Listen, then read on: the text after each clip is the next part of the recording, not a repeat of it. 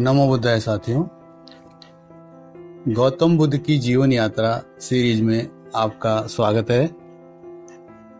आज हम आपको सिद्धार्थ के जन्म के बाद क्या हुआ यह बताएंगे। हम आपको यह भी बताएंगे कुछ खास बातें कि असित ऋषि क्यों हंसे और क्यों रोए। सिद्धार्थ को देखकर दोनों चीजें उनके मन में क्यों जागी। राजा शुद्धोधन के राजगुरु असित ऋषि थे, जो कालदेवल के नाम से भी जाने जाते थे। किंतु असित ऋषि जो है वो हिमालय में वन क्षेत्र में अपने ध्यान साधना करते थे, और जब कोई बहुत बड़ा अवसर होता था तब वो राजा शुद्धोधन के राजप्रसाद में आते थे। जब उन्होंने यह सुना कि उनके परिवार में घर में एक पुत्र ने, राजकुमार ने जन्म लिया है, तो वे बड़े प्रसन्न हुए। और वो यह भी जानते थे कि राजा शुद्धोधन के लंबे अरसे से कोई संतान नहीं थी, तो वो बड़े प्रसन्न होकर के और राज परिवार की ओर जाते हैं। अगले दिन वे राजमहल में पहुंचकर देखते हैं कि चारों तरफ खुशियों का माहौल है, सब बहुत प्रसन्न हैं। राजा शुद्धोधन से मिलने के लिए और उनकी संतान को आशीर्वचन देने के लिए, आशीर्वाद देने के लिए वो उनके महल में गए। राजा ने अचानक ऋषि को आता हुआ देख करके आश्चर्य किया और उनको बैठने के लिए उचित स्थान दिया, उनकी कुशल क्षेम पूछी और उन्हें अभिवादन किया, उन्हें प्रणाम किया। और उन्होंने अपने घर की खुशी के बारे में राजा ने राज ऋषि असित को या कालदेवल को बतलाया, और उन्होंने याचना की कि आप शाक्य कुल में जन्मे इस बालक को अपना मंगल आशीर्वाद दें,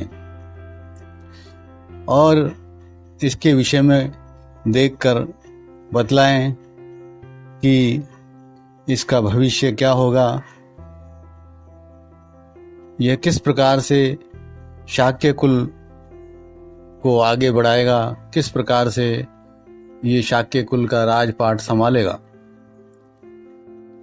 तो साथियों, असित ऋषि ने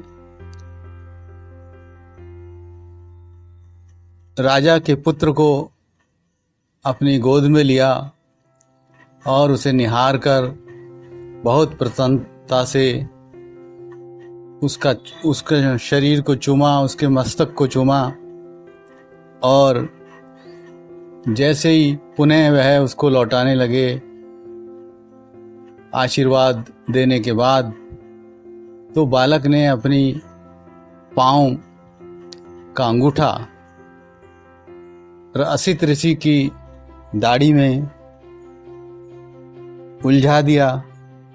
तब उन्होंने पांव को निकालते हुए देखा कि यह तो बहुत ही विलक्षण बालक है, इसके सारे शरीर पर 32 लक्षण और 80 अनुव्यंजन धारण किए हुए हैं, और इसके पाँव में ये बोधि चिन्ह, ये धम्मचक्र का निशान है। तो वह देखकर बड़े प्रसन्न हुए, और थोड़ी देर बाद ही वह राजकुमार को देख करके और रोने लगे, आंखों में आंसू ले आए। तो ऋषि की इस मुद्रा को देख करके राजा बहुत परेशान हुए और उन्हें भय सताने लगा कि कोई अनिष्ट बात तो नहीं है। तो उन्होंने बालक को लेते हुए और ऋषि से पूछा कि ऋषिवर, कोई अशुभ तो नहीं है, कुछ अमंगलकारी तो नहीं है? आपने अचानक ही पहले देख के मुस्कुराए और फिर रोने लगे। तो ऋषि ने अपने रोने और हंसने का कारण बताया। उन्होंने कहा कि मैं यह देखकर बहुत प्रसन्न हुआ कि यह बालक बहुत महान बनेगा। एक दिन यह संसार का त्याग करेगा और बुद्धत्व को प्राप्त करेगा, बुद्ध बनेगा। ऐसा इसके जो शारीरिक लक्षण हैं और जो इसकी शरीर की जो मुद्रा व्यंजन हैं, ये बतलाते हैं कि यह संतान निश्चित रूप से बुद्ध बनेगी। परंतु मैं रोया इसलिए कि यह जिस वक्त बुद्ध बनेगा यह बालक, मैं जीवित नहीं रहूंगा। मेरा शरीर अब कुछ ही समय का है, तो जब ये बुद्ध बनेगा तो मैं इनके दर्शन नहीं कर पाऊंगा। यह सोचकर मैं रोया राजन, इसलिए मैं इस बुद्ध के दर्शन, ये महातेजस्वी महादीप्तिमान बालक को देखकर प्रसन्न भी हुआ और मेरी पीड़ा भी यह रही कि मैं इनके बुद्धत्व होने के बाद इनकी शिक्षाओं का लाभ नहीं ले पाऊंगा।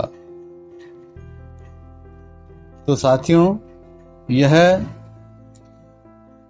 राज ऋषि असित ने भविष्यवाणी की कि यह बालक निश्चित रूप से बुद्ध बनेगा। और उसने अपने भांजे नालक जो था, जो उसी राज्य में रहता था, उन्हीं के साथ तप करता था। उन्होंने कहा कि तुम अभी युवा हो, तुम अभी जब भी ये बालक बुद्ध बनेगा, गृह त्याग करेगा, तो तुम इनकी शरण ग्रहण करना और ये तुम्हारे हित सुख के कल्याण के लिए, प्रसन्नता के लिए बहुत उत्तम होगा। तो ऐसा कहकर असित ऋषि ने राजा से विदा ली और अपने आश्रम पर लौट गए। तो साथियों, यह जो कहानी थी, यह जो घटना थी, बालक सिद्धार्थ के जन्म के बाद असित ऋषि ने पहली बार उसे देखकर, उसके शारीरिक लक्षण देख करके और ये बतलाया कि यह निश्चित रूप से बालक बुद्ध बनेगा। तो यह जो असाधारण बात थी, यह एक राजा को अपनी संतान के बुद्ध बनने में इतनी ज़्यादा प्रसन्नता, खुशी नहीं हुई जितनी वह उसको राजपाट चलाने और चक्रवर्ती सम्राट बनाने की बात से उसे खुशी होती। परंतु इस संसार का कल्याण बालक सिद्धार्थ के बुद्ध बनने में ही समाया हुआ था और वो आगे चलकर बुद्ध बने। तो साथियों, आज की यह कथा हम यहीं समाप्त करते हैं और गौतम बुद्ध की जीवन यात्रा का अगला संस्मरण आपको अगले वीडियो में जरूर सुनाएंगे। आप का मंगल हो, आपका कल्याण।